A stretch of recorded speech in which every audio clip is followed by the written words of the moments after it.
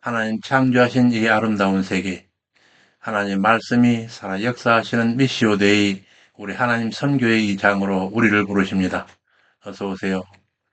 우리 하나님의 자비로우신 사랑이 항상 여러분과 함께 하시기를 축원합니다. 제 카페입니다. 왼편 카테고리에서 제2편 제사장 나라 수립, 제2장 제사장 나라 주권, 그중 오늘은 제2절 법률 제정, 이 법률 제정은 레위기에 계속되는 예기입니다. 오늘 강의는 127번 자료로서 제41강입니다. 제 교재로서는 구약 상권 359여 371쪽, 성경 본문으로서는 레위기 24장 1절에서 27장 34절 내용이 되겠습니다.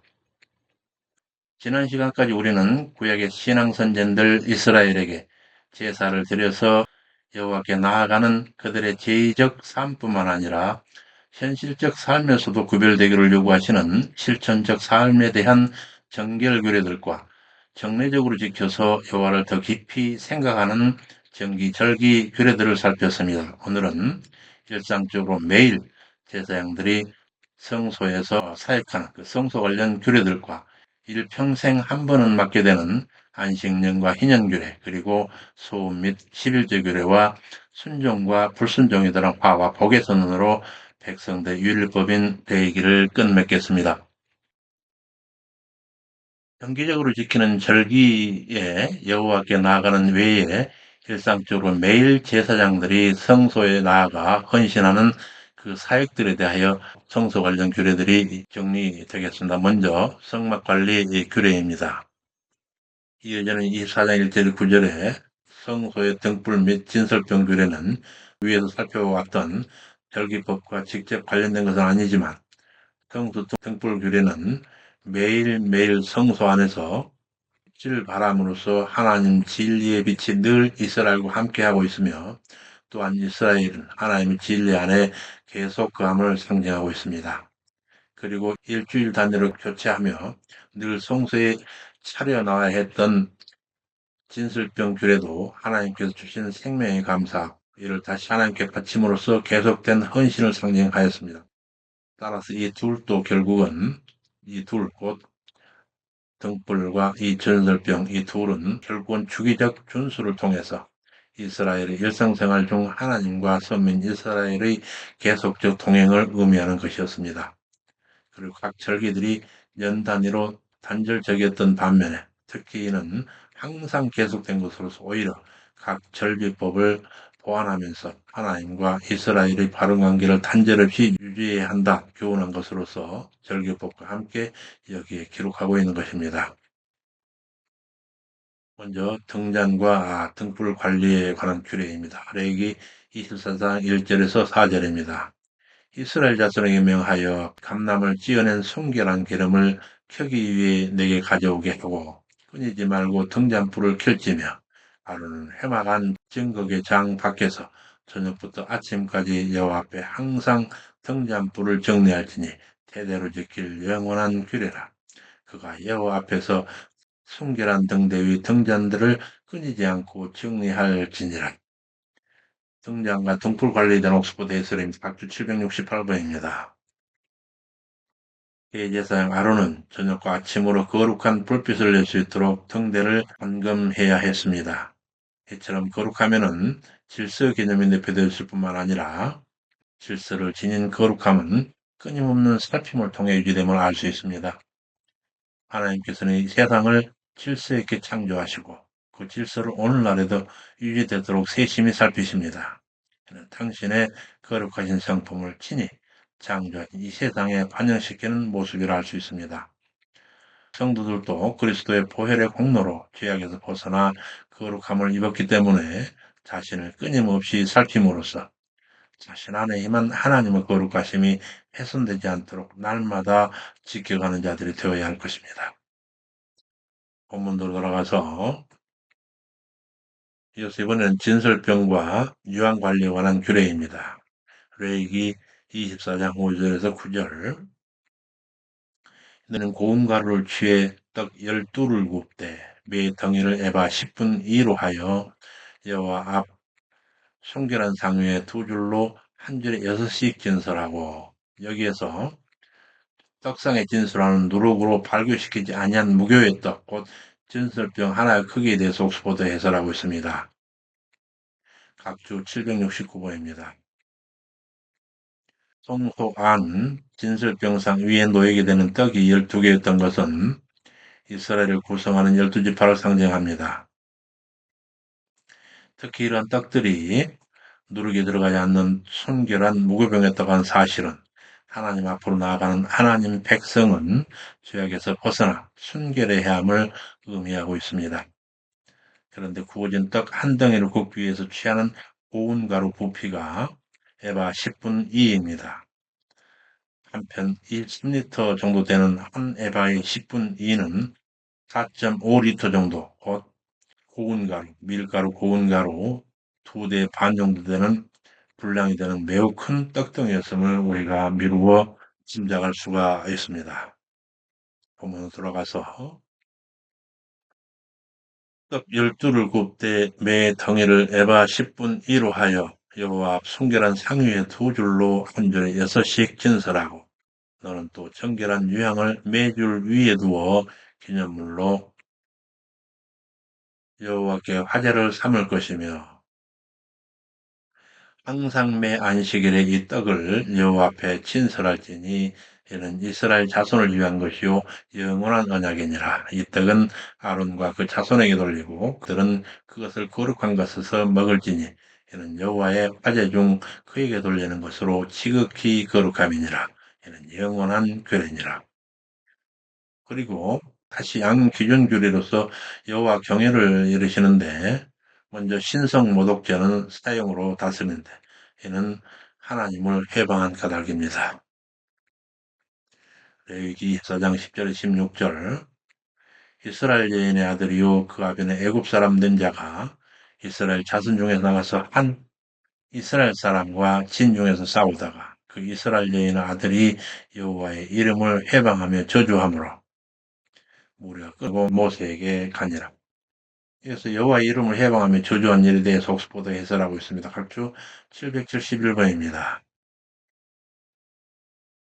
이는 여호와께서 이스라엘로 하여금 자신만을 유일신으로 섬기며 당신에게 속한 백성이라고 하는 정체성을 가지고 살게 하는 규례를 주신 사실에 대한 매우 중대한 도전이었습니다. 즉 하나님께서는 백성들을 친히 애굽에서 구원하셔서 율법을 주시며 백성 삼으시고 친히 그들을 인도하시고 있는 이 시점에 그는 하나님 위에 다른 그 무엇을 놓으려 한 것입니다. 이것은 또한 하나님 백성의 정체성 자체를 흔드는 위협이었으므로 엄한 징벌을 받을 수밖에 없었습니다. 본문으로 돌아가서 그 어미의 이름은 슬로빈시요 한지파 디브리의 딸이었더라. 그들이 그를 가두고 여호와 명령을 기다리니 여호와께서 모세에게 일러가라사대 저주한 사람을 침 밖으로 끌어내어 그 말 들은 모든 자로 그 머리에 안수하게 하고 온 회중이 돌로 그를 칠지니라. 이 회방한 말을 들은 모든 자로 하여금 회방한 말을 한 자 머리에 안수하게 하는 일에 대해서 옥스포드가 해설하고 있습니다. 각주 772번입니다. 본문에서 안수하는 대상은 예물이 아닌 죄인이므로 결코 안수하는 자와 안수받는 자를 서로 일치시키려 안수하는 것이 아닙니다. 또한 자신들의 죄를 전가시키려 하면 더욱 아닙니다. 본문에는 안수해야 하는 자들이 그 말 들은 모든 자들로 제한되어 있습니다. 이들은 하나님의 이름을 저주했던 자에게 동조했거나 그의 저주하는 선을 듣고 싶어 듣는 것이 아닙니다. 자기 의지와 상관없이 들려오는 소식을 들은 자들이라 할 수 있습니다. 그런데 증인으로서 어떤 사람은 맹세에 대해 자신이 알고 있음에도 그 일을 진술치 아니하면 죄가 있다고 말합니다. 따라서 본문에서 하나님을 저주하는 말을 들은 자들은 들은 것 자체로는 죄가 없지만 자신이 들은 사실을 증인으로서 진술치 아니하면 죄를 짓게 됩니다. 따라서 그들은 그의 머리에 손을 얹음으로 그 사람이 하나님을 저주했던 일에 죄가 있음을 공동체 앞에서 증언하는 것이라 할 수 있을 것입니다. 너는 이스라엘 자손에게 과여 이르라. 누구든지 자기 하나님을 저주하면 죄를 당할 것이요 여호와의 이름을 해방하면 그를 반드시 죽일지니 온 회중이 돌로 그를 칠 것이라. 외국인이든지 본토인이든지 여호와 이름을 해방하면 그를 죽일지니라. 이어서 통해보복법 곧 통일형량 보수로 여기서 해를 입은 것과 통일형량이 부과되는 이 통일형량 보수에 관하여 WBC 해설을 살피고 넘어가겠습니다. 773번입니다. 가해자에게 통일한 상해로 징벌하는 원칙을 통해복수법이라고 합니다. 이는 공무의 기준 하나의 둘 이상이거나 둘 이상의 하나가 아니라 하나에 대해서는 그저 하나라고 하는 기준이 바로 그것입니다. 각각의 가해에 대해서 측정 가능하고 정확한 등가 징벌을 정합니다. 그것이 고대 사법제도의 기본 원리였습니다. 그 예가 함무라비 법전에서 발견되며 그 전에 리핏 이시타르 법들에서도 발견됩니다. 그럼에도 히브리 법전과 함무라비 법전 사이에 큰 의미상 차이가 있는데 그것은 함무라비 법전에서는 단지 자유인의 경우에 적용되었습니다. 이스라엘에서는 살인 외에는 다른 사람에게 신체적 해를 끼친 사람에게 신체적 상해를 명하지 않습니다. 오히려 정당한 배상을 결정하는 기초였던 것입니다. 그 원리에 따라 하나님 주신 법들은 이스라엘에 적용될 때 이방인과 본토인, 부자와 가난한 자 사이 차별을 배제합니다. 주께서는 마태복음 5장 38절에서 통일복수법의 원리를 인용하여 제자들에게 더 높은 법, 악인에 대한 무저항을 요구하십니다.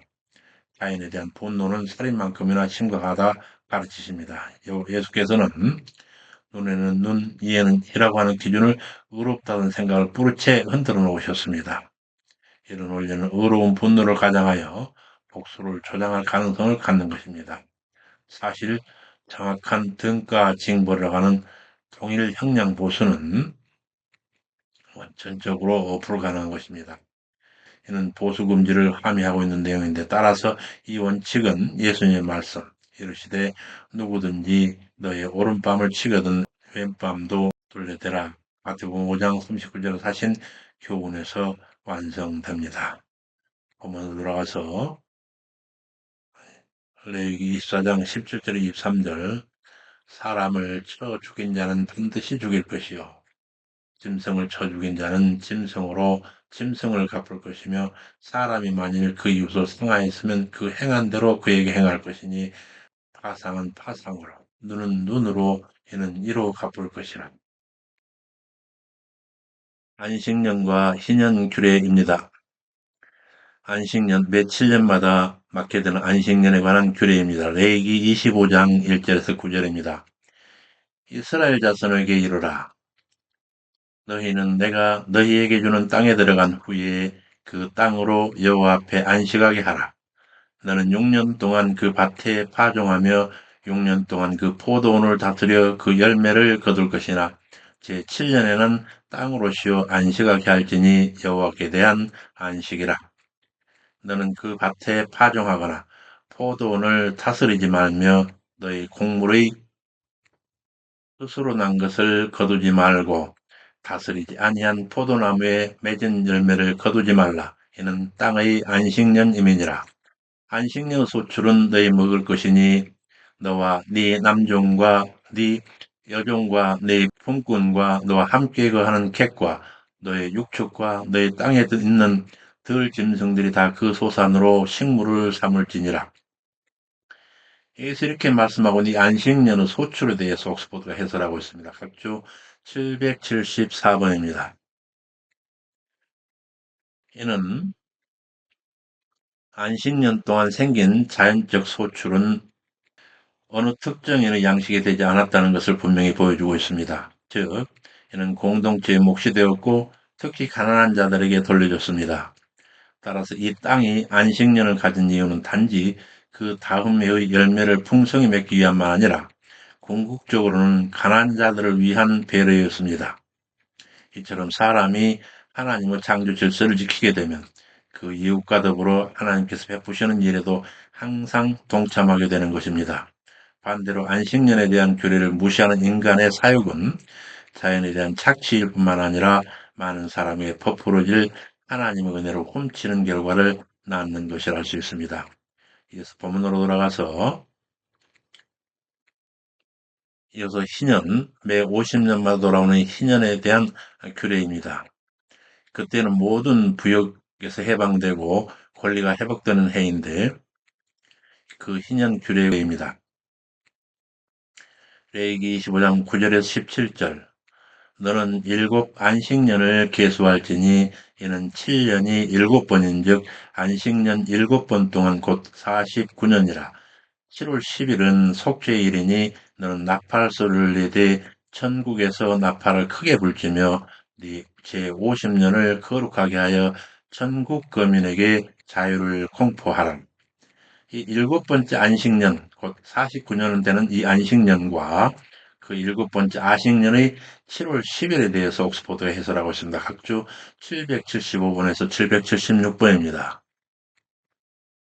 먼저 안식년에 대해서 성경에 있어서 일곱은 거룩과 온전함과 이러한 것들의 완성 및 기쁨을 상징하는 숫자입니다. 더욱이 일곱의 안식년 곧 일곱의 일곱은 가장 거룩하고 온전한 상태를 표현하는 것입니다. 이것이 희년이 주는 상징적 의미가 되는 것입니다. 또한 희년의 주기가 49년이므로 일찍 죽는 사람이 아니라면 누구든지 인생에 한 번쯤은 이와 같이 완전한 기쁨을 상징하는 희년을 맞이할 수 있었는데 이는 바로 하나님의 은혜가 차별이 없고 골고루 미침을 보여주는 대목이라 할 수 있습니다. 다음 각주로 가서 일곱 안식년 곧 이는 49번째 맞는 7월 10일은 희년의 시작이 언제부터인지를 밝히고 있습니다. 즉 희년은 제49년 7월 10일 곧 유대 종교록 티스리월 10일에 시작하였습니다. 티스리월 곧 7월 종교록으로 7월 10일은 유대 민간력으로는 1월에 해당되며 오늘날 태양력으로는 9에서 10월경이었습니다.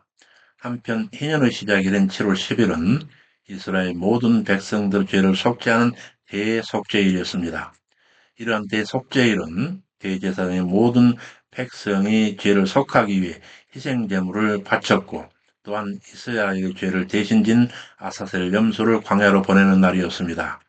즉 이날은 이런 종교적인 행사를 통하여 인간의 죄를 속죄함으로써 하나님과 인간 사이의 화해를 이루는 날이었습니다.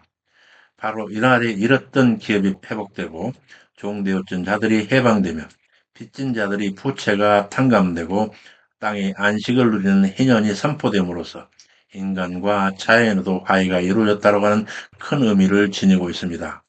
즉 하나님과의 진정한 화해를 기초로 하여 인간과 자연과의 화해까지 이루어지게 되는 것이었습니다. 본문으로 돌아가서 이 해는 너희에게 희년이니 너희는 각각 그 기업으로 돌아가며 각각 그 가족에게로 돌아갈지며 그 50년은 너희 희년이니 너희는 파종하지 말며 스스로 난 것을 거두지 말며 다스리지 아니한 포도를 거두지 말라. 이는 희년이니 너희에게 거룩함이니라. 이 희년에는 너희가 각기 기업으로 돌아갈지라 너희 이웃에게 팔든지 너희 이웃의 손에서 사든지 너희는 서로 속이지 말라. 희년 후에 연수를 따라서 너는 이웃에게 살 것이요 그도 그 열매를 얻을 연수를 따라서 너에게 팔 것인즉 연수가 많으면 너는 그 값을 많게 하고 연수가 적으면 너는 그 값을 적게 할지니 곧 그가 그 열매의 다소를 따라서 너에게 팔 것이라. 너희는 서로 속이지 말고 너희의 하나님을 경외하라. 나는 너희 하나님 여호와임이니라. 이와 같은 희년규례에 대해서 옥스포드가 해설하고 있는데 각주 777번에서 779번까지입니다. 희년이 50년째인 것과 1년 동안 지켜야 할 것을 언급하고 있는 것은 희는 바로 전해인 제49년이 안식년이므로 안식년과 희년이 2년 연속하여 파종이나 추수를 하지 않고 지켜지는데 부담을 가지고 제49년 안식년만을 지키고 희년을 지키지 않거나 또는 희년을 1년간 온전히 지키지 않을 위험성에 대하여 경각심을 주고 있는 부분입니다. 그러한 희년의 거룩함에 대해서 다음 각주 777번에 보면은 이걸 지어가면 왜냐하면 그것이 희년인 때문으로 그것은 너희에게 거룩함이라 하고 하는 뜻입니다. 즉 제50년째 되는 해는 기업을 회복하시는 등 거룩한 사역을 행하시는 해이므로 거룩한 해가 될 것임을 밝히시고 있습니다. 오늘날 우리가 성도, 곧 거룩한 무리가 된 것은 우리 스스로가 거룩한 까닭이 아니라 하나님께서 거룩하다 선포하시고 거룩한 사명을 맡기셨기 때문입니다. 그렇게 하신 여호와를 경외함에 대해서 다음 각주에 설명하고 있는데 779번 각주에서 여기서 경외하라 라고 하는 히브리어 야레타의 원형인 야라라고 하는 것은 두려워하다라고 하는 뜻입니다. 그런데 그 대상이 본문에서 뭐뭐로부터라고 하는 히브리어 진치사 민과 함께 써서 히브리어로서는 메 엘로에카, 이것은 너의 하나님으로부터라고 하는 뜻이 되는데, 따라서 본문은 하나님의 그 존재 자체를 두려워함 뿐만 아니라 더 나아가서 하나님께로부터 오는 모든 것을 두려워하라고 하는 뉘앙스입니다. 특히 하나님의 공의로운 속성으로부터 오는 엄정하신 심판을 염두에 두고 그를 두려워하라고 하는 명령인 것입니다. 뿐만 아니라 본문 표현 가운데는 하나님께서 당신의 백성 개개인과 인격적 관계를 맺고 계신다라고 하는 의미도 담겨 있습니다. 이는 메 엘로헤카에 붙은 전명 카, 2인칭 단수로서 너희라고 하는 뜻입니다. 따라서 문자적으로는 너희 하나님이 아니라 너의 하나님을 로 번역되어야 합니다. 곧 한글 개혁 성경은 하나님과 이스라엘 백성 전체의 관계를 염두에 두고 너희로 하는 복수로 번역했지만은 이는 잘못된 것이며 우리 언어 성경 히브리 원어 성경대로 땅을 사는 자와 하나님 사이에 개인적으로 인격적 관계를 맺어야 함을 강조하는 단수용어로 너희로 번역해야 하는 것입니다. 땅을 사는 자는 특별히 자기 하나님 되어 주신 여호와 하나님께서 베푸신 풍성한 은혜를 기억하고 땅을 파는 자, 그 각각 한 사람 한 사람의 땅을 파는 자에게 공의와 긍휼을 베풀어야 하는 것입니다. 여기서 본문으로 돌아가서 그 안식년과 희년에 대한 준수 명령을 하시며 은혜로운 복을 약속하시는 대목입니다. 레위기 25장 18절에서 22절. 혹 너희 말이 우리가 만일 제7년에 심지도 못하고 그 산물을 거두지 못하면 무엇을 먹으려 하겠으나 내가 명하여 제6년에 내 복을 여호와의 복을 너희에게 내려 그 소출이 3년씩에 족하게 할지라. 너희가 제8년에는 파종하려니와 묵은 곡식을 먹을 것이며 제9년 곧 추수하기까지 묵은 곡식을 먹으리라. 이 개념에 대해서 옥스포드 해설하는데 다시 한번 옥스포드 해설을 살피겠습니다. 각주 780번입니다. 이 규례에 따르면 제6년에 추수가 이루어집니다. 그러나 제6년 추수가 이루어진 이후 파종을 하지 않습니다. 이는 안식년에 추수를 하지 말아야 하는 규정에 따른 것인데, 그리고 그 다음엔 제7년은 또 희년이기 때문에 그때도 파종하지 않습니다. 그러나 희년이 끝나는 제8년에는 본문의 표현과 같이 파종이 이루어지고 있습니다. 국자는 희년이 끝난 후의 파종이 제8년의 파종이 아니라 제9년의 파종이어야 한다고 생각하지만 안식년이나 희년이 7월 10일에 시작되고 파종은 그 후인 8월 이후에나 이루어지기 때문에 제8년 파종기는 희년이 마친 시점이 되는 것입니다. 그리고 이때 파종한 곡식은 제9년에 거두게 됩니다. 그렇다면 제6년에 추수를 했었고 비로소 제9년째에 거두게 되기 때문에 그간에는 묵은 곡식을 먹으니 곡간에 들인 곡식을 먹으라 하는 명령인데 제6년에 거둔 소출이 3년 쓰기에 충분할 정도로 많았으므로 이를 저장해 두었던 것입니다. 한편 땅의 소산으로 인해서 이처럼 복받는 것은 다름 아닌 하나님의 율법을 지키는 백성에게 내리는 복으로 인한 것입니다. 즉 백성의 곡간에 3년 쓰기에 충분한 곡물이 쌓여 있는 것은 하나님은 복주심의 결과였습니다. 따라서 백성들은 그 곳간에서 음식을 꺼낼 때마다 하나님의 은혜를 기억하지 않을 수 없게 되는 것입니다. 여기서 본문으로 들어가서 인연과 관련하여 토지에 관한 규례입니다. 레위기 25장 23절에서 28절. 영영이 토지는 다 내 것임이라. 너희는 나그네요 우거하는 자로서 나와 함께 있느니라.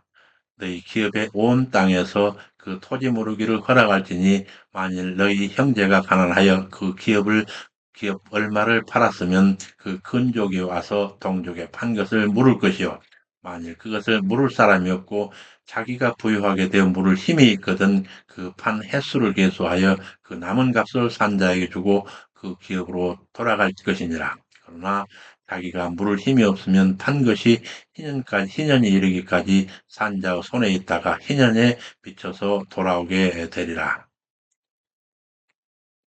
이거는 희년과 관련하여 가옥에 관한 규례입니다. 레위기 25장 29절 34절. 성벽이 있는 성내의 가옥을 팔았으면 판지만 1년 안에 물을 수 있나니 곧 그 기한에 물으려니와 주년 내에 물으지 못하면 성내의 가옥은 산자의 소유로 확정되어 제대로 영영이 그에게 속하고 희년에라도 돌려보내지 아니할 것이니라. 그러나 성벽이 둘리지 아니한 초월락의 가옥은 나라의 전토와 같은 방법으로 물려주기도 할 것이요 희년에 돌려보내기도 할 것이니라. 레이 족속의 성읍 곧 그 기업의 성읍의 가옥은 레이 사람이 언제든지 물을 수 있으나 레이 사람이 만일 물으지 아니하면 그 기업된 성읍의 판 가옥은 희년에 돌려보낼지니 대저 레이 사람의 성읍 가옥은 이스라엘 자손 중에서 얻은 기업이 된 까닭이라.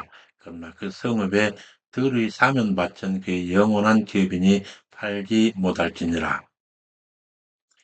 이제 희년과 관련한 동족에 대해서 어떻게 처우할 것인가 하는 그 규례입니다. 가난한 동족에 대한 원조 도와주라는 명령이십니다. 레위기 25장 35에 38절. 네 동족이 편안하게 되어 빈손으로 너의 곁에 있거든 너는 그를 도와 객이나 우구하는 자처럼 너와 함께 생활하게 하되 너는 그에게 이식을 취하지 말고 네 하나님을 경외하여 네 형제로 너와 함께 생활하게 할 것인즉 너는 그에게 이식을 위하여 돈을 구워주지 말고 이식을 위하여 식물을 구워주지 말라. 나는 너희 하나님이 되려고 또는 가나안 땅으로 너희에게 주려고 애굽 땅에서 너희를 인도하여낸 너희 하나님 여호와로라. 그리고 가나안에 자신에게 팔려온 동족에 대한 어떻게 동족을 추구할 것인가 규례입니다. 레위기 25장 39절 46절.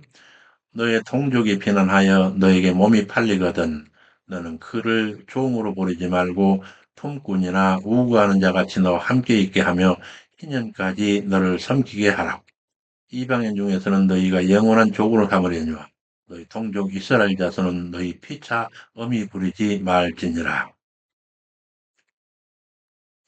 그리고 이어서 가난하여 이방인에게 팔린 동족에 대한 규례입니다. 레위기 25장 47에서 55절.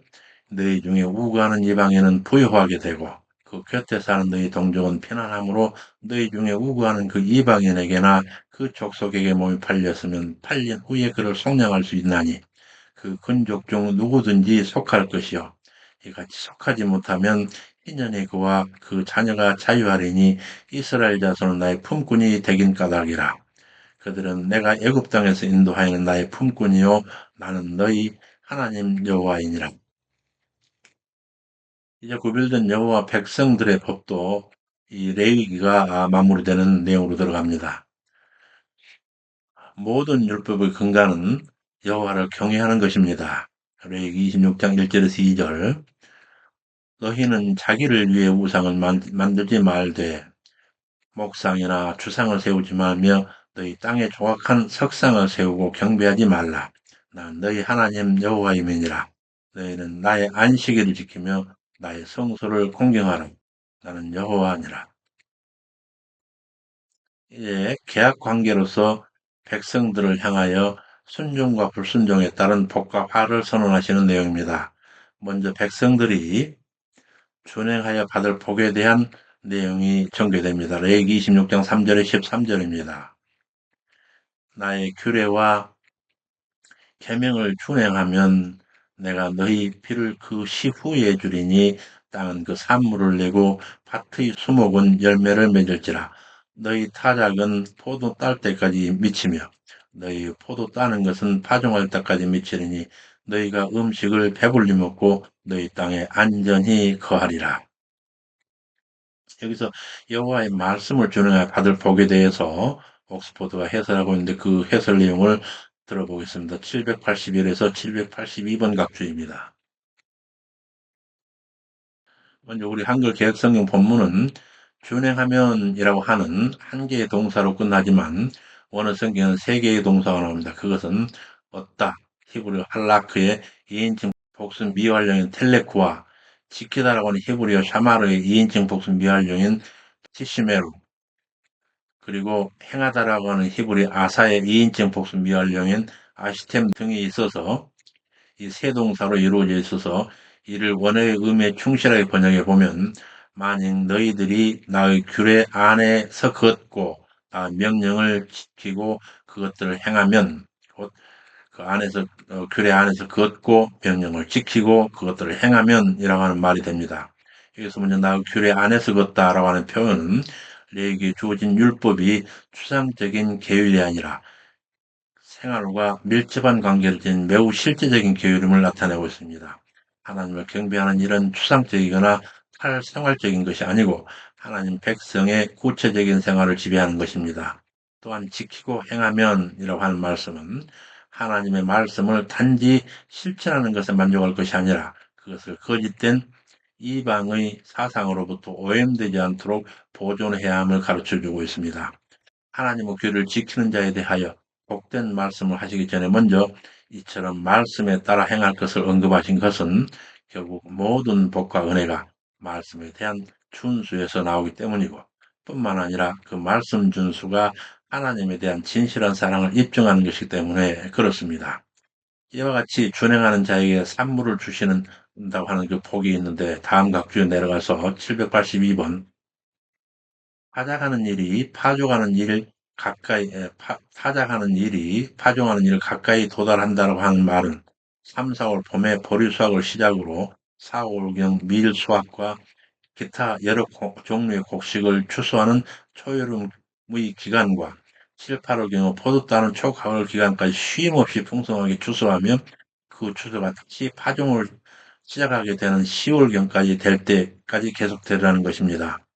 이는 농부의 가장 즐거운 시간인 추수가 풍성하게 이루어질 것에 대한 약속을 바라며 더욱이 다음 추수를 위한 씨 뿌리는 일까지 약속된 것은 최고의 기쁨이 그들에게 찾아올 것이라고 하는 그런 암시인 것입니다. 곧 추수가 끝까지 계속해서 곡식 추악, 과일 추악으로 그 추수가 끝나면 바로 그 추수에 이어서 파종까지 이루어지고 파종이 되면 다시 추수로 이어지고 이처럼 끊임없는 파종과 추수에 대한 그 복된 생활을 의미하고 있습니다. 다시 본문으로 돌아가서 너희 타작은 포도 때까지 미치며 너희 포도 따는 것은 파종할 때까지 미치리니 내가 음식을 배불리 먹고 너희 땅에 안전히 거하리라. 내가 그 땅에 평안을 줄 것인즉 너희가 누구나 너희를 두렵게 할 자가 없을 것이며 내가 사나운 짐승을 그 땅에서 체할 것이요 칼이 너희 땅에 두루 행하지 아니할 것이며 너희가 대적을 쫓으리니 그들이 너희 앞에서 칼에 엎드러질 것이라. 순종할 때 이처럼 오는 여러 가지 복이 있고 반면에 불순종하여서 받는 화에 대한 선언이 이루어지는 레위기 26장 14절에서 39절입니다. 그러나 너희가 내게 청종치 아니하여 이 모든 명령을 준행하지 아니하며 나의 언약을 배반하실 때 내가 너희에게 놀라운 재앙을 내려 폐병과 열병으로 눈이 어둡고 생명이 쇠약하게 할 것이요 너희의 파종은 헛되리니 너희의 대적이 그것을 먹을 것임이며 내가 너희를 치리니 너희가 너희 대적에게 패할 것이요 너희를 미워하는 자가 너희를 다스릴 것이며 너희는 쫓는 자가 없어도 도망하게 되리라. 너희가 그렇게 되어도 너희가 청종치 않으면 너희 죄를 인하여 내가 너희를 7배나 더 징치할지라. 내가 너희의 세력을 인한 교만을 꺾고 너희 하늘로 철과 같게 하며 너희 땅으로 녹과 같게 하리니 너희 수고가 헛될지라. 이 내용에 대해서 옥스퍼드 해설하고 있습니다. 각주 783번입니다. 하늘이 철과 같게 되고 땅이 녹과 같게 된다 하는 이 말씀의 뜻에 대해서 각주 783번, 하나님께서 이처럼 단단한 금속으로 된 하늘과 땅을 주신다고 말씀하시는 것은 이스라엘 백성들을 교만하게 만들게 될 힘이 땅의 기름짐과 하늘의 비에 기초되었다고 보기 때문에 그렇습니다.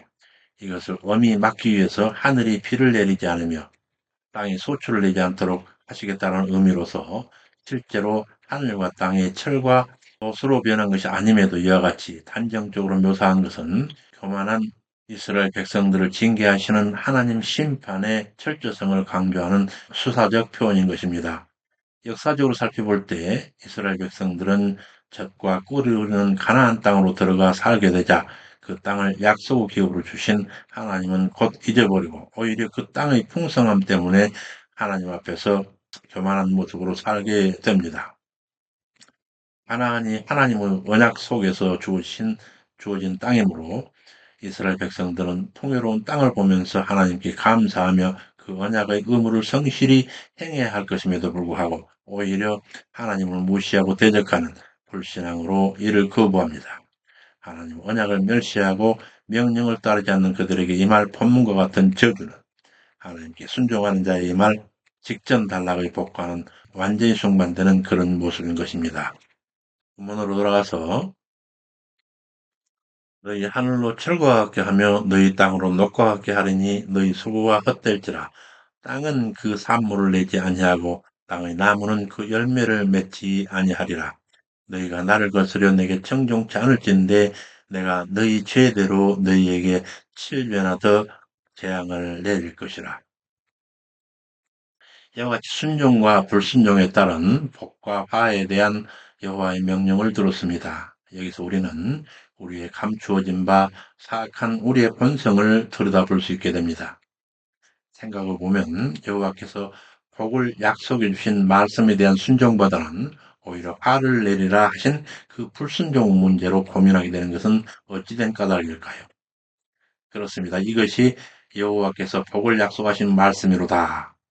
이를 행하면 복을 받게 되리로다 하고 감사하고 감탄하지 않고 오히려 굳이 화를 내리라 하신 그 불순종 문제를 안고 말씀을 짐스러운 까닭은 도대체 우리 심령이 어찌된 까닭일까요? 바로 우리 안에 본질적으로 그와 같은 악한 심성이 또아리를 들고 있는 까닭인 것입니다. 그와 같은 사악한 우리 자신을 우리 손에 들려있는 성경 말씀 앞에서 그 자신의 숨겨진 사악한 속성들을 들여다보고 애통하는 자들이 되어야 할 것입니다. 우리 주께서 산상본 팔복의 도에서 이르시기를 애통해 하는 자는 복이 있나니 저희가 위로를 받을 것이며 라고 약속하셨음을 명심해야 할 것입니다. 그러나 어떻든 이렇게 불순종하여 여호와께서 내리신 그 화중에 처했다 할지라도 우리가 회개하면 그에 따라 회복의 시타는 언약이 이어집니다. 레위기 26장 40절에서 46절입니다. 그들이 자기 죄와 그 열조의 죄와 및 그들이 나를 거스린 허물을 자복하고 또 깨닫고 그 할례 받지 아니한 마음이 낮아져서 그 죄악의 형벌을 순히 받으면 내가 야곱과 맺은 내 언약과 이삭과 맺은 내 언약을 생각하며 아브라함과 맺은 내 언약을 생각하고 그 땅을 권고하리라.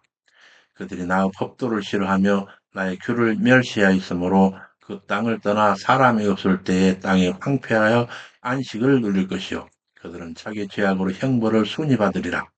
그런즉 그들이 대제 그 땅에 거할 때 내가 싫어버리지 아니하며 미워하지 아니하며 아주 멸하지 아니하여 그들과 세운 언약을 폐하지 아니하리니 언약을 아주 폐하지는 아니한다 하신 말씀에 대해서 옥스퍼드 해설을 듣겠습니다. 각주 784번입니다. 인간은 하나님과 언약을 끊어버리고 배약하지만 하나님께서는 끊임없이 그 언약을 은혜로 지탱하시는 것을 알 수 있습니다. 만일 그 언약이 하나님의 무조건적인 은혜로 시작된 것이 아니었다면 이스라엘 백성의 언약 파기로 인해서 결국 그들과 하나님과의 관계는 종국을 맞았을 것입니다. 또한 이스라엘 조상들과 세우신 그 언약이 특정 세대의 죄로 인해 그 끝을 맞이한다면 하나님의 언약은 결코 그리스도를 통한 구원으로 이어지지도 못했을 것입니다. 그러나 하나님께서는 언제나 은혜가 넘치시며 영원한 하나님의 나라를 향하시는 계획과 더불어 불변하시는 의지를 지니셨기 때문에 인간의 패역이 감히 그 언약을 폐기하지 못하는 것입니다. 그럼 믿는 자에게 요구되는 것은 이와 같은 하나님의 은혜와 사랑의 깊이와 넓이를 알고 그분의 법도에 따라 언약의 동반자로서의 삶을 살아나가는 것입니다. 본문으로 돌아가서 그런즉 그들이 대저 그 땅에 거할 때에 내가 싫어버리지 아니하며 미워하지 아니하며 아주 멸하지 아니하여 그들과 세운 언약을 폐하지 아니하리니 나는 여호와 그들의 하나님 됨이니라. 이상은 여호와께서 시내산에서 이스라엘 자손을 위해 모세에게 명하신 계명이니라. 이제 이어지는 제27장은 레위기 전체에 대한 일종의 부록으로 독립적인 위치를 차지하고 있습니다.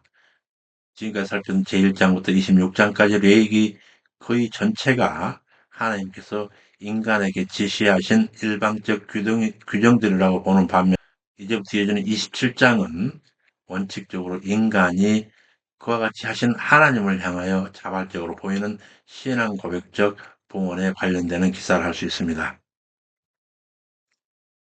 그러한 내용 먼저 서원에 관한 규례입니다. 그 서원이 사람을 드리는 헌신의 서원이라고 하면 레위기 27장 1절에 8절 이스라엘 자손의 과일이라 사람을 여호와께 서원하였으면 너는 그 값을 정할지니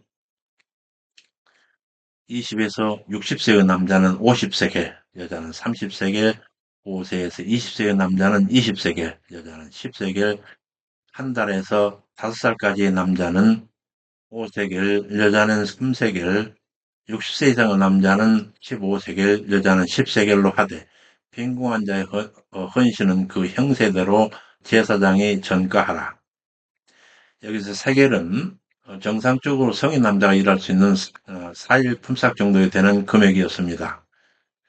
한 세겔이 4일 품삯이었으면 그걸 기준으로 해서 계산을 보면 그 금액이 어느 정도인지 미루어서 생각해 볼 수 있겠습니다. 그런데 만약 그 서원이 제물로 드리겠다는 예물 서원이었을 때, 그때에 대해서 예물로 드리겠다는 게 생축이거나 가옥이거나 토지를 예물로 서원하는 경우의 규례가 다음과 같이 교시되는데, 먼저, 그럼에도 불구하고 서원할 수 없는 그런 예물은 초태생은 그런 예물로 드리면서 서원하는 것은 불가했습니다. 본문 내용, 레위기 20장 26절 27절 오직 생축의 첫 새끼는 여호와의 돌릴 첫 새끼라. 우양을 물론하고 여호와의 것이니 누구든지 그것으로는 구별하여 드리지 못할 것이며 부정한 짐승이면 너희 정가의 5분의 1을 더하여 속할 것이요 만일 속하지 아니하거든 너희 정가대로 팔지니라. 이에 대해서 옥스포드 해설을 살피겠습니다. 785번입니다. 초태생, 곧 이미 첫 것으로 태어난 것은 이미 거룩히 구별해야 된 것, 곧 하나님께서 자동적으로 바치하는 것이기 때문에 이것을 이중으로 또다시 하나님께 다른 예물로 바칠 수는 없는 것입니다. 따라서 본문은 한 가지 것으로 두 개의 목적을 이루는 인간의 얄팍한 의도를 사전에 막기 위한 규례를 할 수 있습니다. 부정한 짐승의 첫 새끼도 여호와께 속한 것이었습니다. 그렇지만 부정한 짐승은 예물로 드릴 수 없기 때문에 짐승의 첫 새끼의 가치에 거기에 5분의 1을 더해서 상당한 값을 성소에 배상해야만 했습니다. 이는 부정한 짐승에게 드리는 보상금이었습니다. 또한 배상할 형편이 안 되면 부정한 짐승을 팔아서 그 돈을 성소에 드려야 했습니다. 팔 때는 이웃을 남겨 파는 것이 아니라 제사장이 정해준 정가대로 팔아야 했으며 제사장이 가격을 정해줬다는 사실을 볼 때에 그 판돈을 성소에 들여야 했음을 확인할 수가 있습니다. 여기서 본문으로 가서 또 여호와께 아주 바쳐진 영구 봉헌물로 서원 예물을 대할 수는 없었습니다. 레위기 27장 28절에서 29절입니다. 오직 여호와께 아주 바쳐진 그 물건은 사람이든지 생충이든지 기업의 바치든지 팔지도 못하고 속하지도 못하나니 바쳐진 것은 다 여호와께 지극히 거룩한 것이며 바친 그 사람은 여기서 먼저 아주 바친 그 사람이라는 이 개념에 대해서 옥스퍼드 해설을 살피고 계속하겠습니다. 각주 786호입니다.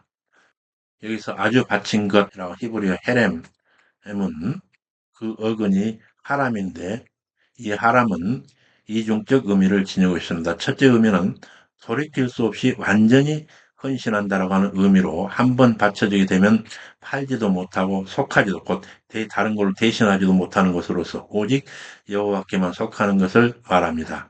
둘째 의미로는 학살하다는 의미로 가지고 있는데 이는 하나님의 다스림을 거부하는 자나 신성모독에 관련된 것들은 반드시 없애버려야 한다는 의미로 사용되었습니다. 이 단어의 이와 같은 이중적 의미는 하나님께 무엇인가를 영구적으로 바치기로 맹세한 때는 하나님을 떠나 우상을 숭배하게 될 때 닥치게 될 파멸까지 염두에 두고 신중하게 맹세해야 하며 경배의 대상을 선택해야 함을 보여준다고 할 수 있겠습니다. 여기서 본문으로 돌아가서 오직 여호와께 아주 바친 그 물건은 사람이든지 생축이든지 기업을 바치든지 팔지 못하고 속하지도 못하나니 바친 것은 다 여호와께 지극히 거룩함이며 아주 바친 그 사람은 그것이 속하지 못하나니 반드시 죽일지니라. 그리고 이어 서원 규례에 이어서 두 번째로 11조 관련 규례입니다. 레위기 27장 30에서 34절 땅의 10분 일 곧 땅의 곡식이나 나무의 과실이나 그 10분 일은 여호와 것이니 여호와께 성물이라. 사람이 그 10분의 1을 속하려면 그것에 5분 일을 더할 것이요 소나 양의 10분 일은 막대기 아래 통과하는 것의 10번째마다 여호와의 거룩한 것이 되리니 그 우열을 교개하거나 바꾸거나 하지 말라. 보면 둘 다 거룩하리니 속하지 못하리라. 여기서 여호와 이 11조에 대해서 옥조도 해설하고 있는데 787에서 각주 790번까지 살피겠습니다. 먼저 우양의 교와 마찬가지로 하나님 소유인 11조는 결코 서원을 위해서 다시 사용하지 못하는 원천적으로 하나님 속한 것임을 강조하고 있는 말씀입니다. 그런데 이 11조에 대해서 이 속하려면 히브리어 웨임 까울 이그알 여기에서 웨임은 그리고 만약 뭐뭐 한다면 이고 까올 이그알은 되찾다라고 하는 히브리어 깔의 부정사 절대형과 미완령이 연이어 나온 형태로 이러한 히브리 어법은 동사 뜻을 강조하기 위한 것으로 이를 다시 번역하면 그리고 만약 그가 정말로 되찾으려 한다면 이라고 하는 말이 됩니다. 이는 11조 중에서 식물에 관한 것에만 해당되는 규례, 식물의 11조인 경우는 거둬들인 식물 자체를 들이지 않고 그에 상응하는 값으로 대체할 수 있으며 이때는 11조에 해당하는 식물 값의 5분 1을 더해서 바쳐야 함을 보여주고 있습니다. 다음 각주로 넘어가 그리고 또 소나 양의 11조를 드리는 데는 특별히 좋은 것과 나쁜 것을 가리는 등 인위적으로 구분하는 일이 행해지지 않음을 알 수가 있습니다. 여기서 막대기는 지팡이로 번역되는 단어로 목자들이 양을 치기 위해 늘 가지고 다니는 지팡이를 가리킵니다. 동물의 경우에 11조에 해당되는 동물을 가려낼 때 바로 이러한 목자의 지팡이 아래로 지나가게 해서 특별히 구분 없이 그중 10번째로 지나가는 것마다 구별해서 11조로 드리도록 하였습니다. 이처럼 하나님께 11조로 바치는 짐승을 구별하는 방법까지 세밀하게 지시하신 것은 인간이 가질 수 있는 이기적인 마음이 11조의 정신을 훼손하는 일이 없도록 하기 위한 것이었습니다. 각주 790번 본문에서는 좋은 의도로 드릴 동물들을 살피는 것이 아니라 나쁜 것을 고르는 의도를 가지고 동물 상태를 유심히 관찰한다라고 하는 의미를 시사하고 있습니다. 하나님께 11조를 드리는 자는 하나님께 드리는 재물을 인간적인 욕심으로 추려내는 사악한 행위를 행위는 결코 해서는 안 되었습니다. 그러나 한편 11조를 들으면서 우열을 교개하거나 바꾸지 말라고 이렇게 말씀하신 것은 하나님의 긍휼 표현이기도 합니다. 왜냐하면 하나님께 드리는 것은 언제나 온전한가 믿도록 했는데 온전한가 그렇지 못한 것을 구분을 하지 말라고 말씀하심으로써 하나님께 드리는 11조를 훨씬 더 힘들지 않게 드릴 수 있도록 조처하신 하나님의 의도이십니다. 여기서 이 11조를 살폈는데 이 11조에 대한 규례에 관해서는 신명기에서 보다 자세하고 그리고 종합적으로 다시 살피게 될 것입니다. 그래서 본문으로 돌아가서 소나 양을 10분 열은 막대기하로 통과하는 것에 열 번째마다 여호와의 거룩한 것이 되리니 그 우열을 교개하거나 바꾸지 말라. 바꾸면 둘 다 거룩하리니 속하지 못하리라. 이게 레위기의 결론입니다. 레위기의 결론은 내가 거룩하니 너희도 거룩할지어다. 여호와께서 거룩하시니 백성인 너희도 거룩하다. 내가 거룩하니 너희도 거룩할지어다 라고 하신 레위기의 말씀이었습니다. 여기까지는 구별된 백성으로서 신앙선진 이스라엘, 곧 온 백성과 제사장들은 모두 삶에서의 구별되기를 요구하시는 여호와의 실천적인 삶의 정결 규례들과 정기적으로 절기 규례들을 제정하셔서 여호와를 기억하게 하심과 기타 서원규례 11조 규례 등 여호와 제반 명령들을 살폈습니다. 하나님 백성된 우리에게 여호와의 거룩하심과 같이 우리도 거룩하여 종국적으로 천국 백성으로서 영생하기를 바라시는 여호와를 배웠습니다. 다음 시간에 지금까지 여호와께서 백성들을 향하여 언약 관계로 선언하셨고 백성들은 그 거룩한 백성을 제사장 나라가 되는 조건으로 그 명령들을 여호와 앞에서 준행하기로 언약하였는데 이제부터는 과연 이스라엘이 여호와의 백성답게 사는지 아닌지 그 신앙을 점검하고 연단하는 준법 훈련 기록인 민수기로 들어가게 되겠습니다. 대부분 무척 힘들어하는 이 레위기를 이처럼 잘 따라와 주셔서 대단히 감사합니다. 참으로 수고 많으셨습니다. 우리 주님의 자비로운 은혜가 사랑하는 여러분 심령에 항상 함께해 주시기를 간절히 축원합니다. 감사합니다. 샬롬.